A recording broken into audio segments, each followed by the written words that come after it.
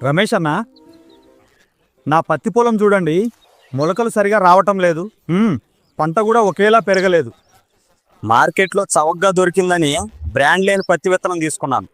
అదే పొరపాటు తమ్ముడు. విత్తనం పంటకు పునాది. నేనెప్పుడు పరిశోధన ఆధారిత బ్రాండెడ్ పత్తి విత్తనాలనే వాడతాను.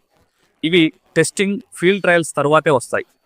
కొంచెం ఖరీదైన, మంచి మొలకలు, సమానమైన మొక్కలు, బలమైన వేర్లు, నమ్మకమైన దిగుబడిస్తాయి. బ్రాండ్ లేని విత్తనాల్లో గ్యారంటీ లేదు, బాధ్యత లేదు. మీరు చెప్పింది నిజమే. ఆరంభం తప్పైతే మొత్తం నష్టం రైతుదే. విత్తనంపై రాజీ అంటే మన కలలపై రాజీ.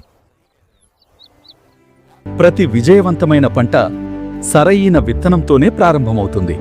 ఈ సీజన్లో తెలివిగా ఎంపిక చేసుకోండి.